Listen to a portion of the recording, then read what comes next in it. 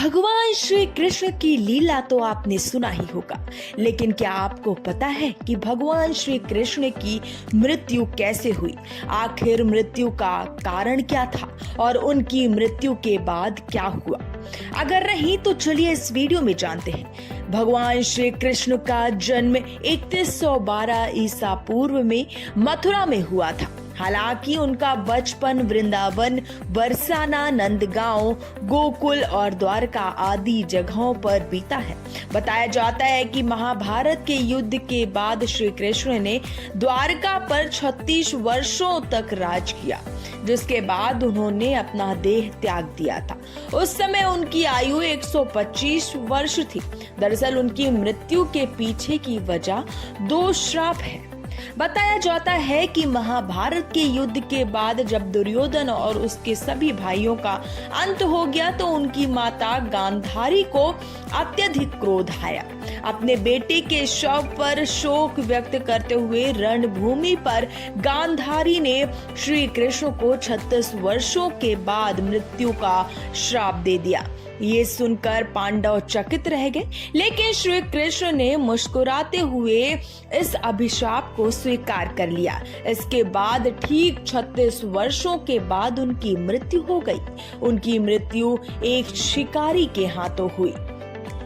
भागवत पुराण में बताया गया कि एक बार श्री कृष्ण के पुत्र सांब ने शरारत करने की सोची। सांब अपने मित्रों के साथ एक स्त्री का वेश धारण कर ऋषि मुनियों से मिलने गए। स्त्री के वेश में सांब ने ऋषियों से कहा कि वह गर्भवती है।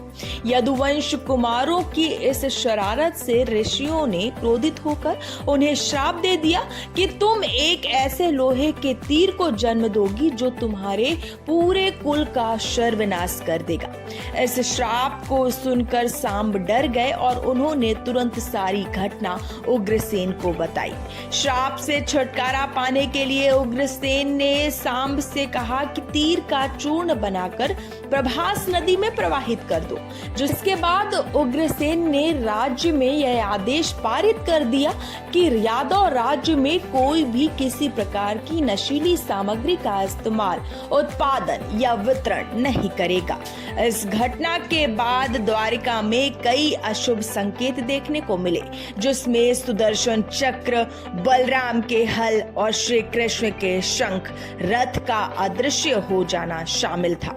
धीरे धीरे यहाँ अपराधों और पापों में भी बढ़ोतरी होने लगी और एक दिन सभी नगरवासी मदिरा के नशे में चूर हो गए और आपस में ही लड़ने मरने लगे। इस तरह सभी आपस में लड़कर मारे गए। भागवत पुराण में बताया गया कि एक दिन श्री कृष्ण पीपल के पेड़ के नीचे विश्राम कर रहे थे। तब जरा नाम के एक बहेलिये ने भगवान कृष्ण को हिरण समझकर उन पर तीर से प्रहार कर दिया, जिसके बाद श्री कृष्ण ने अपना देह त्याग दिया और उनकी मृत्यु हो गई। दरअसल इस तीर में उसी लोहे के तीर का अंश था जिसे सांब ने उग्रसेन के कहने पर चूर्ण बनाकर नदी में प्रवाहित कर दिया था। इस प्रकार ऋषि के श्राप के अनुसार ही समस्त यदुवंशियों का नाश हो गया। गांधारी के श्राप के अनुसार श्री कृष्ण की मृत्यु हो गई।